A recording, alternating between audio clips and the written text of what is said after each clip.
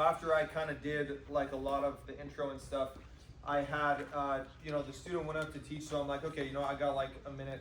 So I went to the bathroom really quick, and in the bathroom, there was this new guy at church who had never been there before. He was visiting from out of town, and he was just like totally blown away at how amazing it was to see the youth serving God, and to be leading the whole youth service. And so I walk in the bathroom, and he is like standing at one of the urinals, and he's like just finishing there, and he zips his pants up, turns around, sees me walking in, and he like makes a beeline for me, bolts over to me. He's like, oh my gosh, this is so amazing. Like, to see the youth like doing this, you're doing an amazing job. And he reaches out his hand to like shake my hand. And like, so I'm thinking like, this is this guy's first time here. You want to be friendly. You want to make you want to have a good first impression of this church.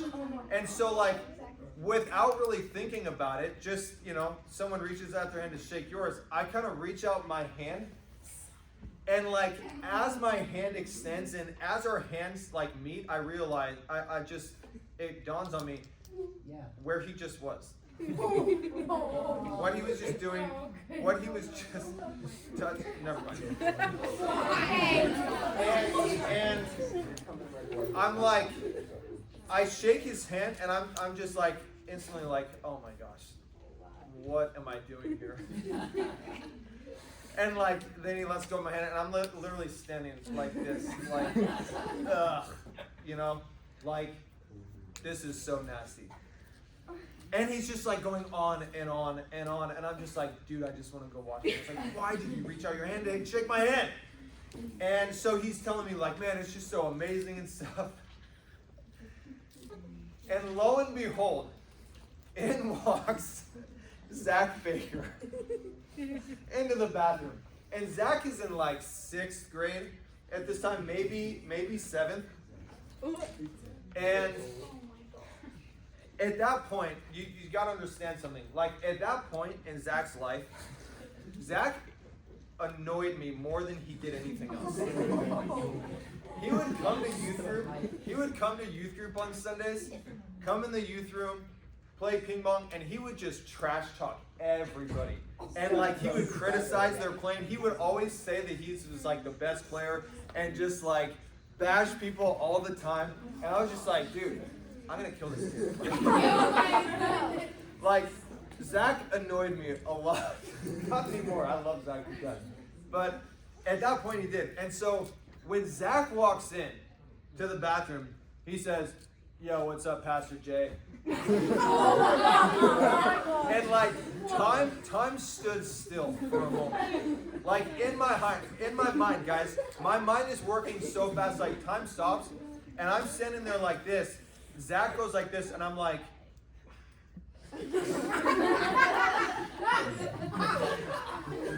and I just go, hey, Zach. And I like hold on to his hand extra long, kind of move it around a little bit. I've never told Zach about that until today. Zach, can you go wash your hands, please? Love you, Zach. But that was a thoroughly enjoyable moment for me as a youth pastor. Just like, man, he doesn't even know. This is great. So, have you guys ever been in that kind of, not that position, hopefully not, but like a place where you're just like, man, what am I doing? Have you guys ever said something that afterward you realize, man, that was really dumb, or that was really uncalled for, or that was really mean, or that was really hurtful? Shouldn't have done that. Anybody? You're not raising your hand, you're lying. Or maybe you're just so full of yourself you don't realize it. Tonight we're going to talk about the power of words. Okay? And we can do a super long, we could do an hours and hours and hours long study on this, right? I mean, there's so much the Bible has to say about it. But I want you guys to look in Proverbs 18. So when we were just on our high school Germany mission trip, Zach shared a Devo, a really great Devo, and he shared a verse, his theme verse for the Devo that we're actually going to close with tonight from Psalm 19. But we're going to start with Proverbs 18 tonight. You want to know what the title is? Yes. Whatever you want. How about the power of words? But I want you guys just to think tonight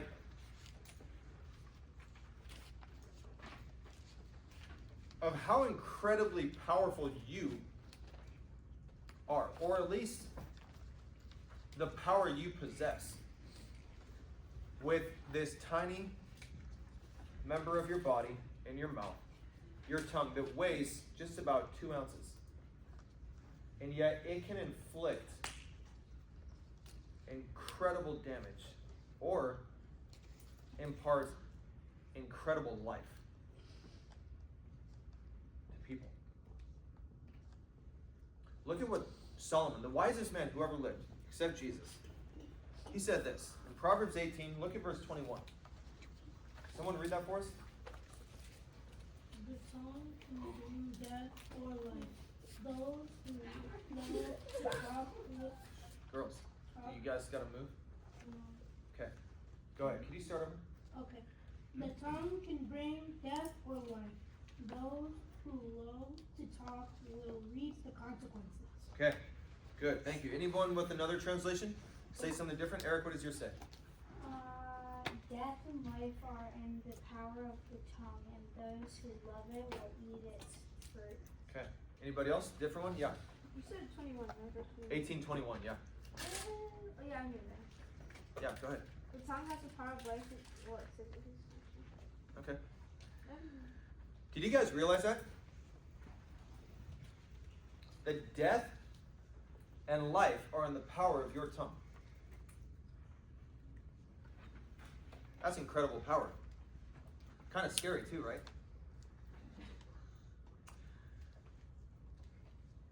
I want you guys to think tonight, man, what do I do most often with my tongue, with my mouth? Do I impart life or death to people? And I want to talk about this tonight because an observation that I have made of our youth group for the past, I don't know, a little while, is that many of us, maybe probably not all, but I noticed that very often our youth group, not everyone, but many people in our youth group, we spend a lot of time tearing each other down with our words,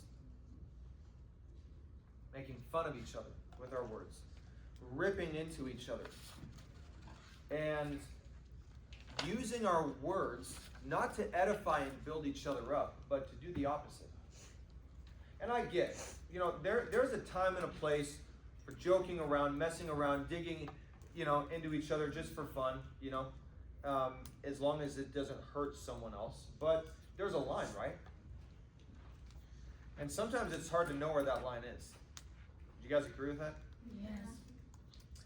And we can say things in jest, just joking around, messing around with each other, and sometimes not realize how powerful and how painful the things are that we say to others. Because here's the thing. Have you ever been hanging out with a group of people and you find something that to say that everyone's going to laugh at, but it's like a personal dig at one of the people in the group? And maybe you've had the thought, oh man, I don't know if I should say it because it might hurt their feelings, but man, it'll make everyone laugh. It'll be so funny. And so you just kind of go for it. Because you weigh the two of it could hurt someone, or man, but it'll make everyone else laugh a lot, and you find that to be more important. And so you say it. And maybe that person in the group, they laugh on the outside, but man, on the inside, you just inflicted a wound into their heart. Have you guys ever been that person? You guys ever been hanging out with people? Someone makes a personal joke about you and you're just like, you feel awkward, like I have to laugh on the outside, otherwise, it might be weird. So you laugh on the outside, but on the inside, it hurts.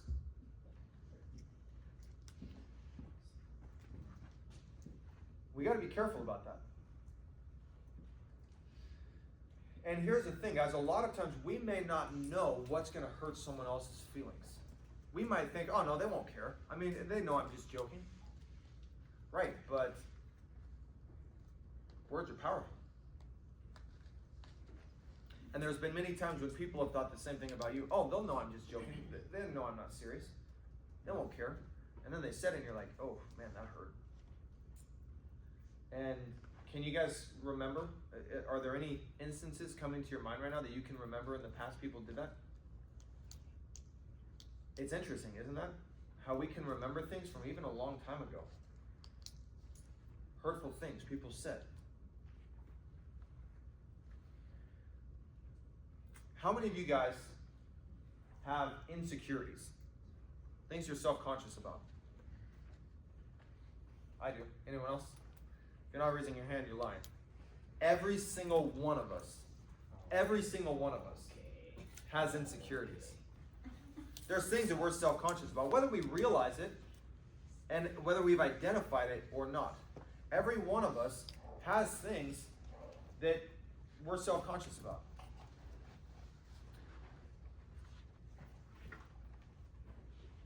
I want you to think of a couple of the things you're self-conscious about. Maybe you have had an insecurity about before. And how did that start? Usually by people's words, right? You ever notice that? So many of our insecurities, so many things that we're self-conscious about, they started because someone said something. Maybe to us, maybe about us. Maybe they said it in anger.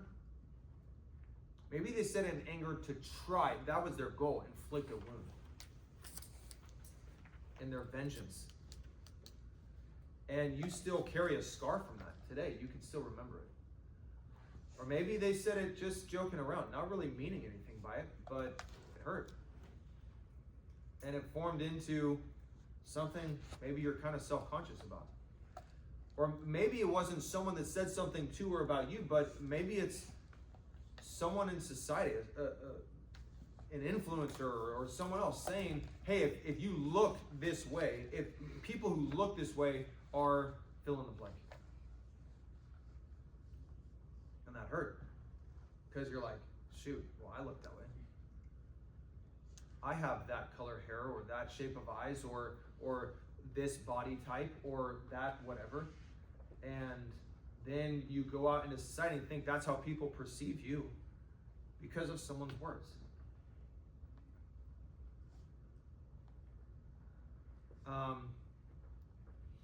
I'll tell you one that made me really self-conscious. When I was in high school, that's kind of when I started leading worship and stuff. And all of my friends, my really close friends, they all made fun of me for how bad my voice was. And it hurt. Like, they would make fun of me all the time for it. Anytime I would try to lead worship, and they would laugh and tell me my voice sucks. And it was like, man, well, that feels great. And, they were just messing around. They didn't really mean anything by it, but man, that hurt. And it certainly didn't encourage me to keep leading worship, but I kept doing it anyways. But it definitely made me more self-conscious when I would sing. And then my senior year of high school, I went to a Christian school that year, and we had like chapel every Tuesday, and we had, for our very last week of school, we had senior chapel where the seniors kind of lead the entire chapel. And I had been in a worship team class that semester, and the worship teacher was the one who would always lead worship. He'd be the main leader, and he played guitar amazingly. He had a phenomenal singing voice, just a really cool guy. His name was Evan. And Evan was talking to me like the week before the senior chapel, and he said, I think you should lead the chapel. I think you should lead worship, and you should be the lead singer. And that like meant a lot to me. It's interesting, the difference in words, right? The contrast here. He was someone who believed in me and who gave me a chance, and he never told me my voice was bad, even though I'm sure it was. But he actually encouraged me and said, yeah, I think you should do it. And that just like, that really encouraged me and, gave me more confidence. Until a couple days later, when two of my friends, these two girls who were also in charge of organizing and planning the whole chapel, they called me the day before the chapel. And we were talking about the different structure and order of the chapel, and we got to a point when we got to worship, and they're like, yeah, we really think Evan should lead worship tomorrow. And I was just like, dang, I know exactly why they're saying that. And so I just told him, yeah, well, I mean, he actually talked to me and he said that he thought I should do it. And their response, I remember exactly. Over the phone, they said, yeah, well, we just thought it would be good to have someone who can actually sing. And that was like a knife to the heart. That like hurt so bad. And I didn't really say much of anything because I was just like fighting back tears. Actually, that's how bad it hurt. And then we hung up the phone and I just cried. Because it was just very hurtful. And it's interesting, guys, because people's words are powerful. And even, guys, even to this day, every now and then, like, I'll get self-conscious about singing. Because I know I don't have an amazing voice. I know, I am just a pretty average singer, if that. Like, my singing voice is amazingly mediocre. And I'm okay with that, because that's what God gave me. But the point being, it's crazy how sometimes people's words of things they said a long time ago, they could still make an impact, right? And still cause us to think, man, well, what do people think? Because is it just like what all these other people thought? And that's where it's important that we don't do it for people's praise or attention. But man, guys, people's words are powerful. And I'm sure every single one of us can think about our lives, think about our past, and remember times when people said things that were really hurtful.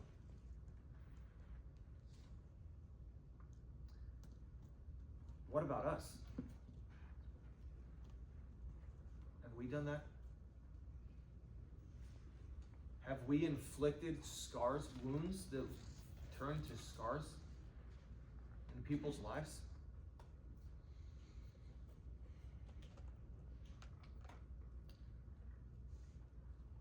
A few years ago, I'll give you an example of how I've done that.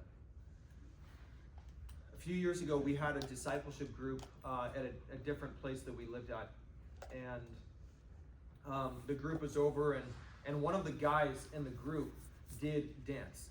He was a phenomenal dancer, and so he was kind of like showing us like a dance like that he had done on his phone and stuff. And one of the other guys turned to me and said, "Would you ever do that?" And I made like a comment as a joke of like, no, because I like, whatever. I thought it was kind of funny and weird. And I'm terrible at dancing. But I made this comment that instantly I could see it really hurt the guy who danced. And I didn't mean anything by it. It was just a joke. But I could see, man, that really hurt him.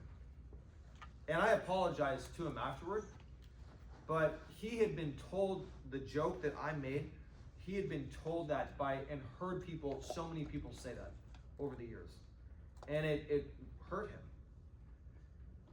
And even to this day, like, he's totally forgiven me, and we're I mean, totally fine. He wasn't really that upset anyways, but I could see it hurt him. Even to this day, like, when that opening question I asked, have you ever just kind of look back and be like, oh, man, why'd I say that? So many times. And right after I said that, I was like, man, what an idiot. I am so dumb. Why the heck did I say that? Like, was it really worth a laugh if it hurt someone else? So I want you guys just to think about that tonight and over the coming days. You know, when we come to youth group, I'm so grateful for where God has brought our youth group to the place as far as, you know, when it comes to fellowship. And a lot of you guys, some of you guys are new, so maybe you're not really feeling this yet at this point of being new, but our youth group is so much like a family. Much more than it used to be, and I'm so grateful for that. And when we come to youth group, we have a bunch of fun, and it's a total blast. And when we go do youth group stuff, outings, and play pickleball or do different things, we have a total blast, and it's so awesome. And sometimes, in our fun, we can be dumb. Say dumb things. Say hurtful things. Say things that, you know, maybe we don't mean to hurt someone. We accidentally do, though. Let me just encourage you guys, don't do that. Maybe you're thinking, man, okay, I agree, but like, where's that line? Because maybe making a certain joke to Emerson about something, he may not care at all, but making the same joke to Jaden might hurt Jaden. Or might hurt someone else. So, how do I know whether it'll hurt this person or that person or not? Well, the Bible says to be slow to speak. And slow to anger, yeah. So if you're thinking, man, I got this really great joke, and you're hanging out with your friends, stop and think first. There's an acronym for you. Think. 5 letters. Think. Is what I'm about to say true? That's the first part of the acronym. Is it true?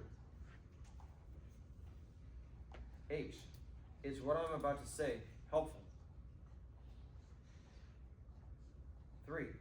Is what I'm about to say inspiring? Good job, GZ. 4. The end. Is what I'm about to say necessary?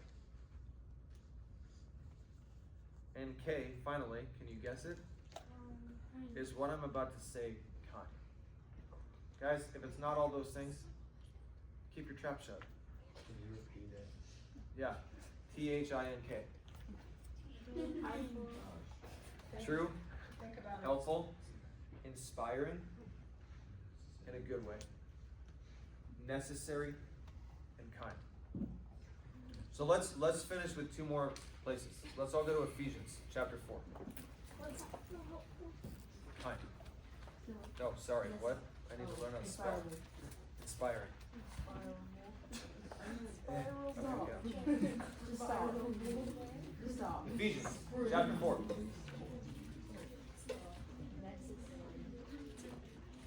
And kind. 4. All right. Ephesians 4. Calm down. So I want to challenge you guys to do something. When I was a junior or senior in high school, I recognized, I think God brought me to the realization of how hurtful words can be. And so one day, I actually started a habit. And this habit lasted for quite a while. I need to start it again. But what I did is I decided one day, you know what? Okay, I don't always know where that line is. And you guys know me. I love to joke. I love to mess around and stuff. And so just as a little side note, if I've ever said something Not so much like in a teaching or speaking God's truth, but in joking around or saying something that hurt your feelings, please feel free to come tell me afterward, because I would love to apologize for that. Some of you are thinking, here, I got a list, let's see how right. But if I've ever offended you for like telling you the truth, well, don't bother apologizing or telling me, because I'm not going to apologize for that. But if it's something that was actually unkind what I did, let me know. But so what I did in high school is I said, Lord, I don't want to unnecessarily hurt people with my words. So here's what I did. I prayed. And I asked the Holy Spirit to speak to me anytime I was about to say something that I shouldn't. Whether in anger, or in joking around, or just messing around with friends, or whatever it might be. I prayed and I said, Lord, would your Spirit please show me, just with your still small voice, just speak to my mind. Anytime I'm about to say something that'll just tear someone down or hurt someone. And guess what? He did. I would pray that often. And I can distinctly remember certain circumstances. I remember being out at lunch at school, my senior year. Me and my group of friends are hanging out, and they're all talking about something, and instantly this thing comes to my mind to say as a joke. But then I knew maybe this will hurt this person's feelings. And just in my mind, I just heard, don't say it. And man, I was actually wrestling inside, because I was like, oh my gosh, but everyone will think it's so funny. Like, this will be so great. Don't say it. Okay. So I didn't say it. And you know what? They didn't get a laugh out of it, but guess what? No one got hurt. And that was way better. Do I regret today not having made the joke? Not one bit. Because you know what would have happened? Those people would have laughed and then immediately forgotten it. But that person, that would have created a wound and then a scar that would have lasted a long time. And so Paul gives some really good instruction in Ephesians 4. Can I get someone to read Ephesians 4:29? I would encourage you guys to memorize this verse. Somebody go ahead. Don't use foul or abusive language. Let everything you say I love when that happens. Yeah. All right, start over, because you guys have different translations. So I actually want to hear multiple translations. Read it again. Everyone, nice and loud. It's Ephesians 4:29. Don't use foul or abusive language. Let everything you say be good and helpful, so that your words will be an encouragement to those who hear them. Good instruction, right? Meditate on that. Marcel, what does yours say? Do not let any unwholesome talk come out of your mouth, but only what is helpful for building others up according to their needs, that if it may benefit those who listen. Awesome. What does yours say? Let no corrupt word proceed out of your mouth, but what is good for necessary edification, that it may impart grace to the hearers.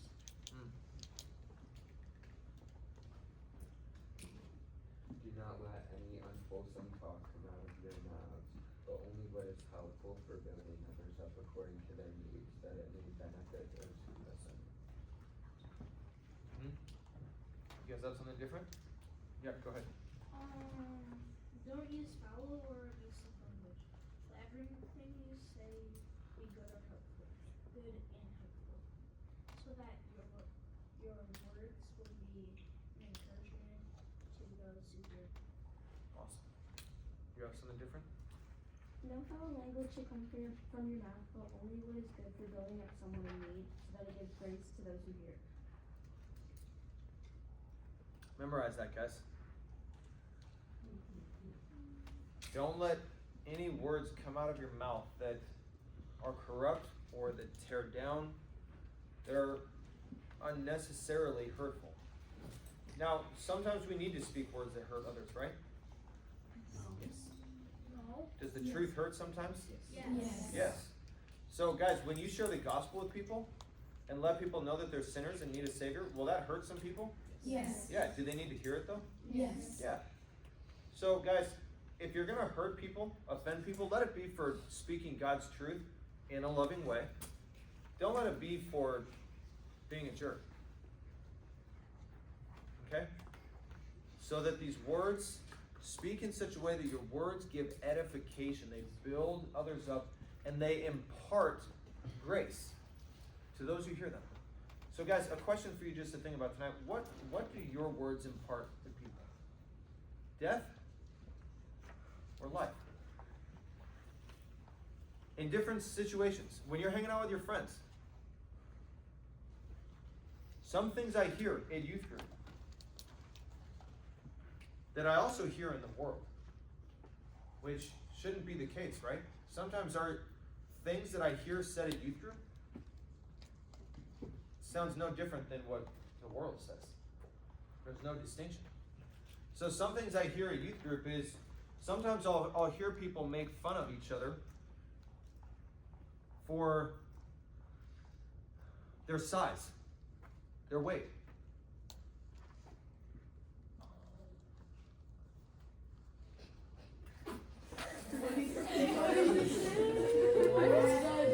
Gotta love it. Which one? Guys, do you think that creates insecurities or adds to them? For sure. And that should never come out of a Christian's mouth. I hear people make fun of each other for all kinds of things. Their height. Or, it's so many different things. Their athleticism.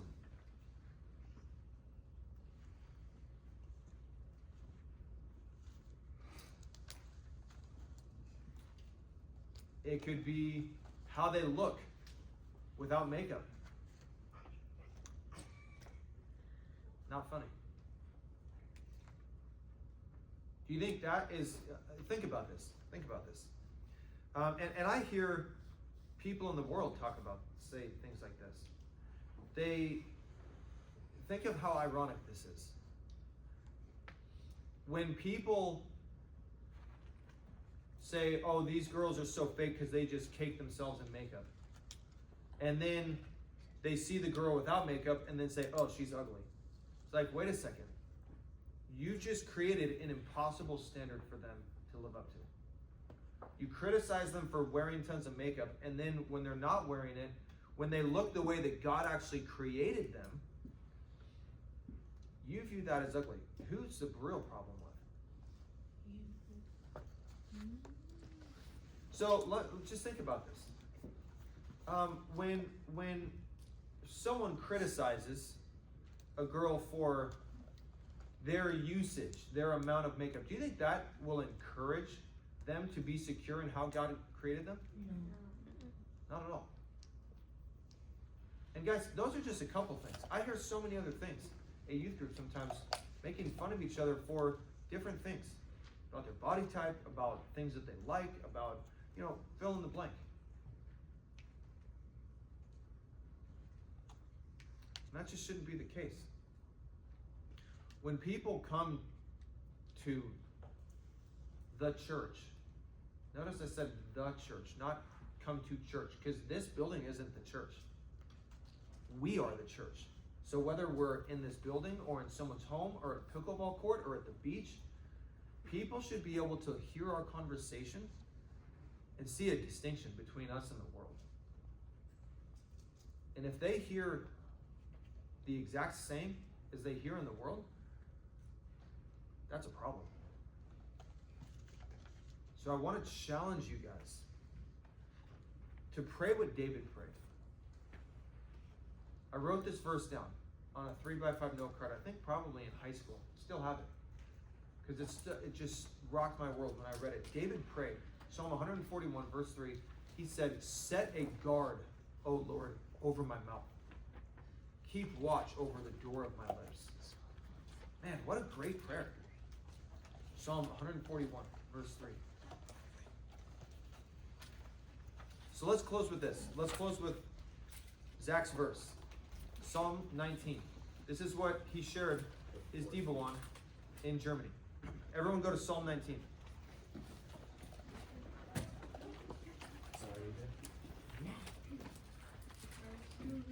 You could just quote it because you have more around now. Psalm 19.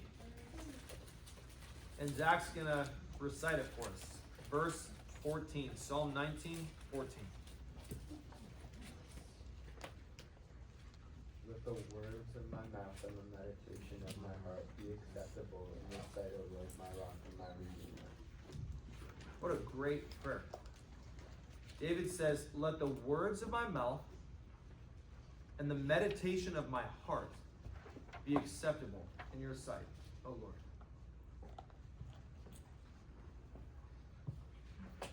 You guys know what's really interesting? What are the two things he asks about?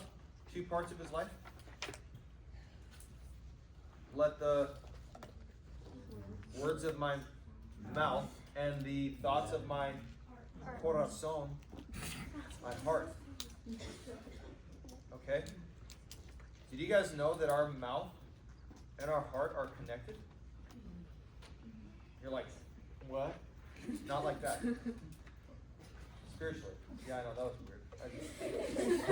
Sometimes I just do things we don't know why. See, that's another example of like, man, what am I doing? And we have it on video. Hey, that's what I said. Gabby, I'm glad I can make you laugh. I was laughing at Maddie laughing. It's alright. It's alright, I'm an idiot sometimes, I don't mind. Check this out. Here's how our mouth and heart are connected. Jesus said, in Matthew 12:43, he said, out of the abundance of the heart, the mouth speaks. In other words, guys, you want to know what's in a person's heart? Can you see what's in a person's heart? No. Because it's spiritual, right? We can't see into a person's heart. But sometimes you can discover what's in their heart. You know how? Wikipedia says what they say. What's that? What they say. By what they say. Hey, you guys in the back, knock it off. Because Jesus said, out of the abundance of what's going on in our heart, it eventually comes out through our mouth. So when you, in anger, said this thing to this person, and then later you're like, sorry, I didn't really mean it. Yeah, you did. You may not mean it now, but you did in the moment when your heart was filled with sin and vengeance, and you just said something because you knew it would hurt, and you wanted it to hurt.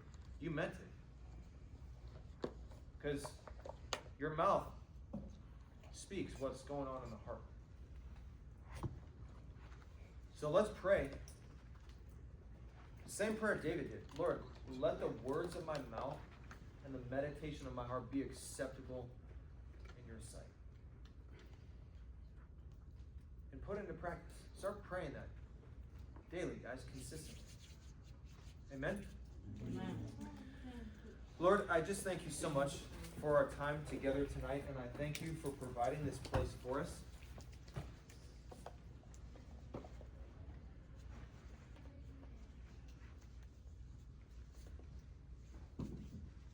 Lord, like we prayed in worship, I thank you that you